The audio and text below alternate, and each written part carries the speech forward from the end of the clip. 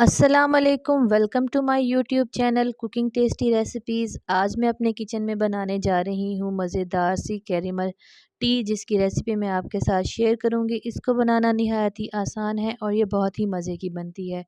जल्दी से ये रेडी हो जाती है, तो चलो इसको बनाना स्टार्ट करते हैं। सबसे पहले जो है फ्लेम मैंने बिल्कुल स्लो कर ली है। 2 टेबलस्पून के करीब मैंने ले ली है चीनी। चीनी की मिकदार आप उतनी ही इसमें रख सकते हैं जितनी कि आपको पसंद हो। अगर आप ज़्यादा मीठा लेंगे तो आप चीनी की क्वांटिटी को कम या ज़्यादा कर सकते हैं।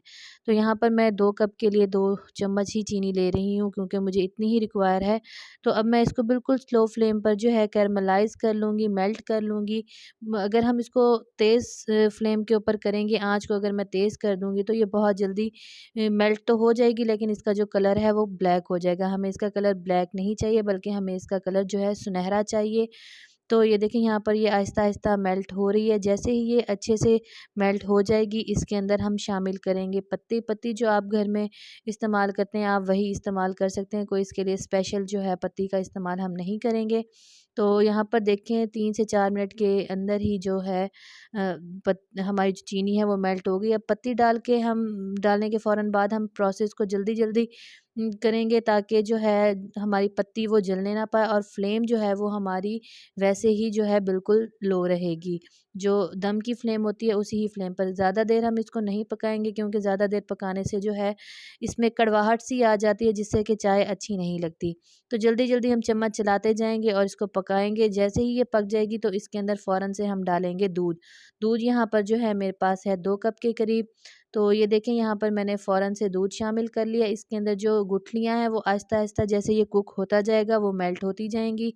आपने परेशान नहीं होना कि ये चिपक गई है या इस तरीके से उतर नहीं रही। आप जैसे-जैसे इसको चलाते जाएँगे चम्मच को, या जो चीज़ से आप चाय को चला रहे हैं, तो ये आहिस्ता-आहिस्ता गर्म होते ही मेल्ट होना स्टार्ट हो जाएगी और बिल्कुल रेगुलर चाय की तरह हो जाएगी। तो ये देखिए, यहाँ पर 3 से 4 मिनट के अंदर जो है सारा जो मिक्सचर है वो इसमें हल हो गया है। और अब हम इसको जो है 4 से 5 मिनट के लिए अच्छे से बॉयल आने देंगे, ताकि ये अच्छी तरह कढ़ जाए और मज़ेदार सी बन जाए। तो अगर आपको मेरा ये तरीका अच्छा लगा हो तो मेरी रेसिपी को ज़रूर लाइक करें और मुझे कमेंट्स में बताएं कि आपको मेरी रेसिपी कैसी लगी। मज़ीद अच्छी वीडियोस के लिए आप मेरे चैनल का विज़िट ज़रूर करें। चैनल को सब्सक्राइब लाजमी कर लें, बेल आइकन को लाजमी प्रेस कर लें, ताकि जो आने वाली हर नई वीडियो है उसका जो नोटिफिकेशन है वो बर वक्त आप तक पहुँच सके। तो यहाँ पर हम इसको मीडियम फ्लेम पर अच्छे से पका लेंगे। जितनी अच्छी ये कढ़ी हुई होगी, पकी हुई होगी, उतना ही चाय का टेस्ट जो है वो मज़े का आएगा। तो यहाँ पर जो है मैंने अलग से बर्तन में इसको छान लिया था और अब मैं जो है इसको सर्व कर रही हूँ। ये 2 पर्सन के लिए, आप जितने पर्सन के लिए बनाना चाहें आप उसी मुताबिक पत्ती की क्वांटिटी को कम या ज़्यादा भी कर सकते हैं। तो इसके साथ ही मुझे इजाज़त दें। अल्लाह